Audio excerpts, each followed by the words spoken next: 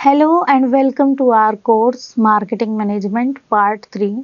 Is in continuation to our previous course Marketing Management.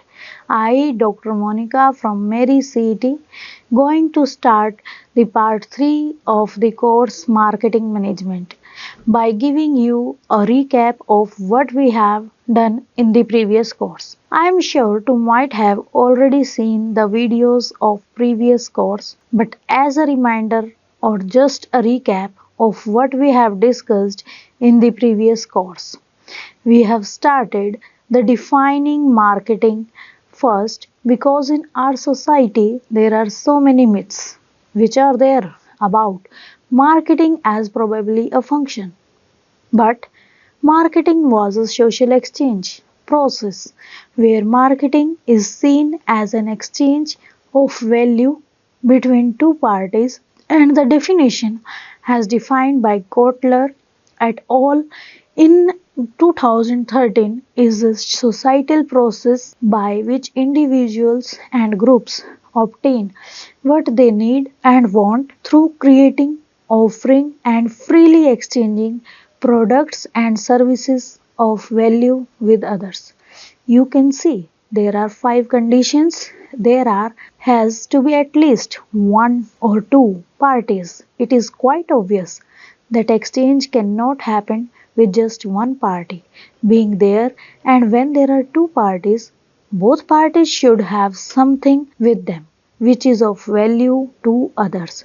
If other party does not value what we have, then probably the exchange is not going to happen. The third condition for this exchange to happen was each part is capable of communication and delivery the message. You are able to communicate, deliver with potential partner. Each partner is free to accept or reject the exchange which offers. Each party believes it is appropriate or desirable to deal with the third party.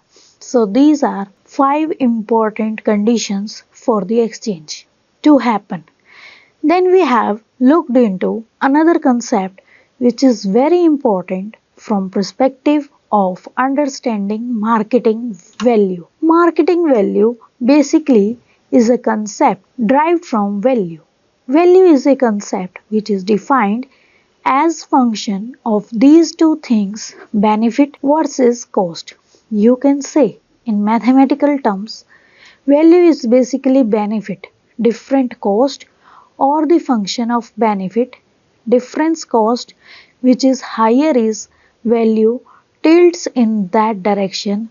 So in this diagram, you can see the benefits on the superior side, then cost, and that happens in real life situation also, where benefits are higher than cost, only then you will get into any exchange process. So the value, if it is greater than 0, will only make sense for any party to go into the exchange process.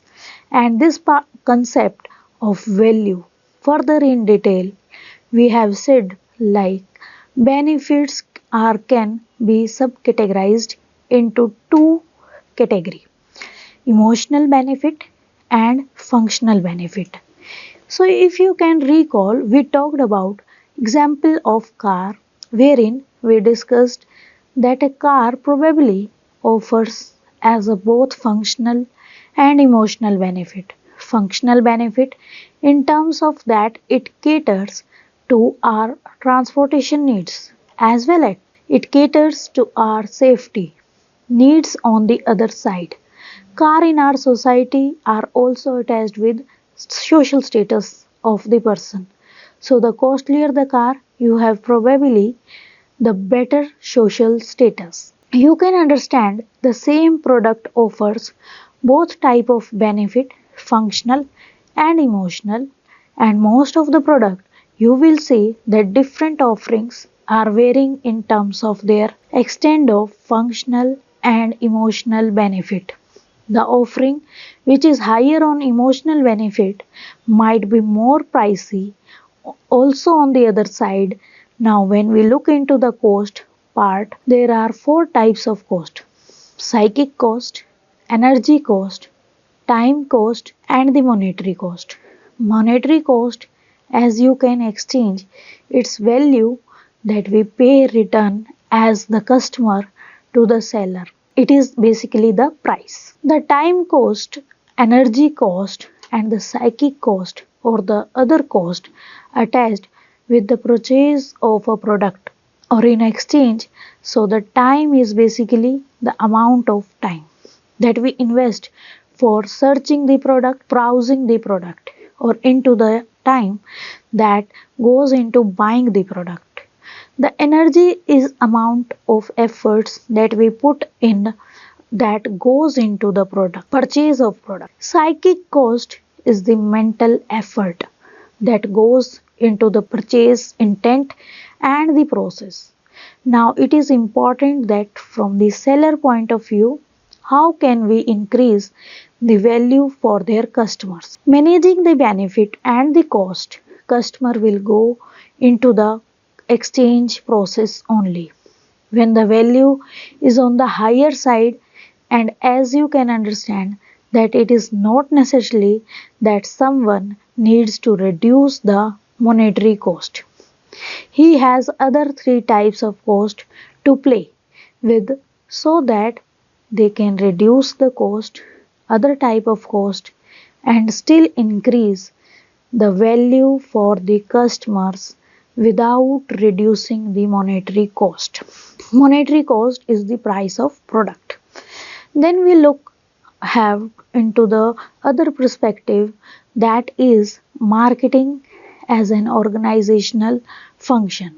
Marketing as an organizational function refers to systematic activities undertaken by an organization to identify customer needs, create value, communicate that value, and deliver products and services to customers.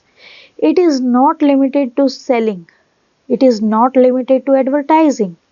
Rather, it is a cost function that connects the organization with its market and customer. As an organizational function, marketing involves activities such as market research, product planning, pricing decision, promotion, and distribution. These activities help the organization to understand customer expectations and design offering that satisfy those needs better than competitors. For example, before launching a product, a company conducts market research to understand consumer preferences, price sensitivity, and demand patterns. This ensures that the product aligns with market requirements. Marketing also plays a crucial role in coordinating with other departments like production, finance, human resource. For instance, the marketing department forecasts demand, which help the production department plan output, and the finance department allocate budgets. In a consumer goods company, marketing decisions regarding packaging and branding directly influence manufacturing and procurement decisions. Now, what is the simple marketing system? A simple marketing system explains the basic exchange process between a seller or say industry and a buyer or say market. It shows how goods and services, money, communication, information flow between the two parties to satisfy needs and achieve organizational goals. The system is based on the concept of exchange, which is the foundation of marketing. First is party is seller. The seller represents the company, organization or industry that produces goods or services. The role of seller identifies customer needs, wants, produces products or services, creates value, through quality, innovation, and branding. Communicates product benefits to customers. For an example, a smartphone manufacturer producing mobile phones, a university offering education services, a college offering education service, a restaurant providing food and dining experience. Seller basically aims to satisfy the customers profitably. The second party is buyer. The buyer represents the customers or target market who have needs, wants, and purchasing power. The role of buyer is recognize a need or problem, search for the information, he evaluates the alternatives available in the market, purchases and consumes the product, provides the feedback. For an example, consumers buying smartphones, students enrolling in colleges or say universities, customers dining at a restaurant. Buyers seek maximum satisfaction or value from the exchange. The third one is offering. Offering is what product or the service flow. The offering is the flow from seller to buyer, shown by the arrow moving from seller to buyer. It includes products, services, ideas, experiences, thoughts, designed to satisfy customer needs, wants, and desires. For an example, mobile phone offered by a company, education services offered by an institutions, and food offered by restaurants, insurance policies offered by insurance firm. The offering is the core of marketing system as it creates value for the buyer. The fourth one is monetary benefit. The monetary benefit flows from buyer to seller, representing price or payment. Buyers pay money in exchange of goods or services to the seller. This money becomes revenue and profit for the seller. For an example, customers paying for a smartphone, students paying for the tuition fees to the colleges or universities, customers paying for the restaurant meals. This flow ensures the financial sustainability of the businesses. Fifth one is the communication, which is very important. Communication flows from seller to buyer. It used to inform, persuade, and remind the customers. It helps create awareness and influence buying decisions. Tools of communications are advertising, sales promotion, personal selling, door to door selling, and digital marketing.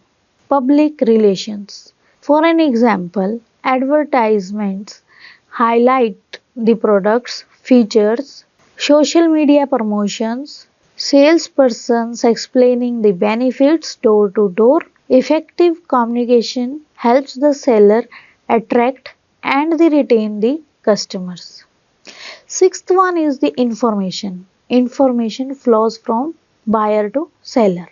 Seller receives information about customer needs, customer wants, preferences, customer's taste, satisfaction level, complaints and feedback. Helps in improving products and strategies.